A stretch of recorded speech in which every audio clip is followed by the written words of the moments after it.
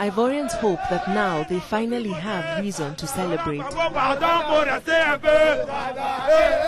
The elections that have been promised them since 2005 are now planned for 2010, possibly in February or March.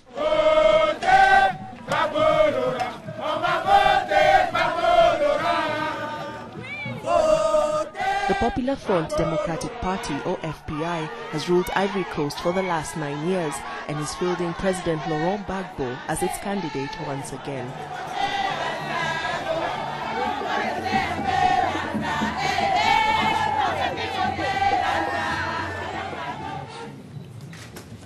Gbagbo recently presented his nomination papers to the Electoral Commission in the capital, Yamoussoukro. La date et le lieu de sa naissance?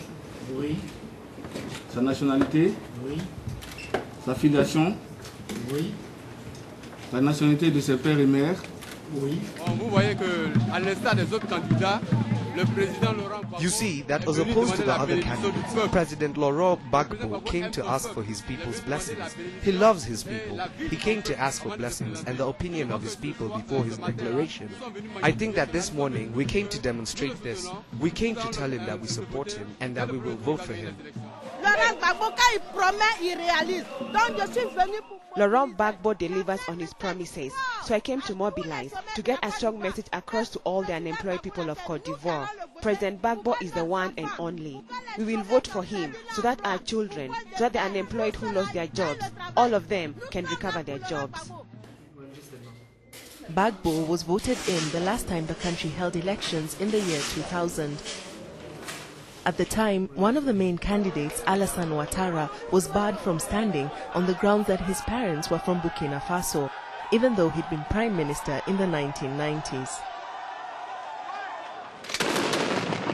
These divisions led to war in 2002 when rebels from the north tried to unseat Gbagbo by force. They claim to represent Ivory Coast's northerners, the very community that Ouattara came from, mostly cocoa farmers descended from immigrants who were invited to settle in Ivory Coast during the cocoa boom of the 1960s. But in the 1990s, a new policy was established, Ivory or Ivory Coast for the Ivorians, which restricted the legal rights of immigrants, including their right to vote. It was one of the things the rebels demanded during the long and drawn-out peace negotiations that only ended in 2007, 4 years after the ceasefire.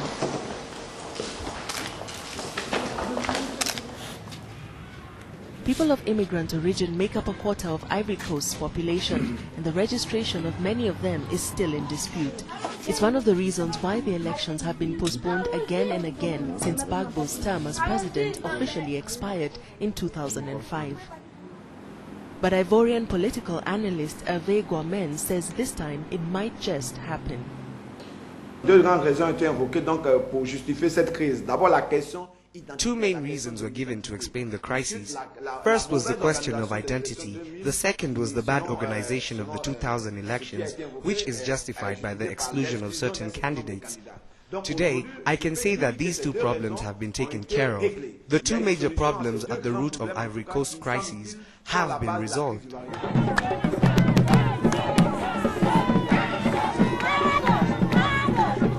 With the law changed, Alassane Ouattara can now stand legally.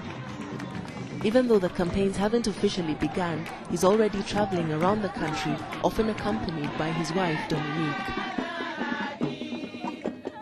Visiting cocoa farmers in Abenguru in the east, Ouattara, who is also called Ado, promised that his government would increase cocoa output and farmers' income within 5 years. Ivory Coast is still the world's biggest cocoa producer. I have committed myself, just like I had done when I worked for the International Monetary Fund, that farmers have to receive at least half of the international market prices. Notre choix s'est porté sur le candidat Ado, parce que lorsqu'il nous a visités. We chose Ado because when he visited us on his numerous trips around the country, from July 20 to 25, and he told us two things. One, I have great ambitions for my country. Two, I have solutions for my country. So we farmers are part of the solution.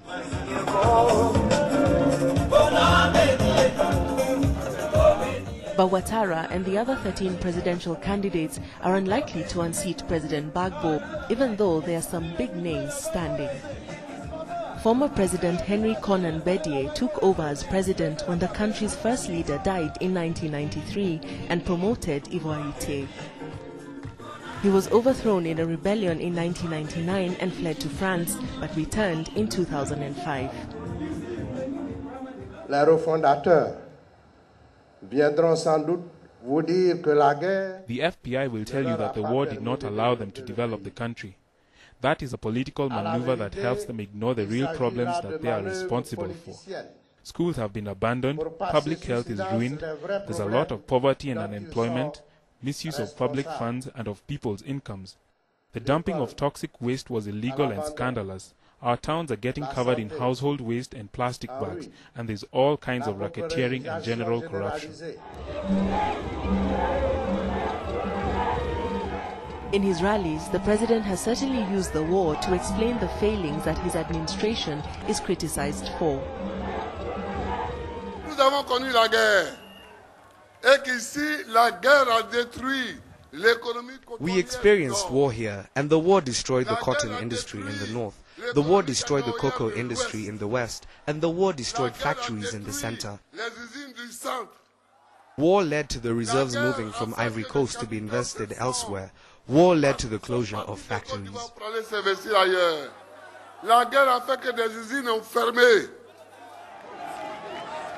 If Ivory Coast elections do go ahead as planned and are peaceful, it could be a chance for the country to finally heal the rifts that divided it in two for so many years and stopped it from realizing its full potential.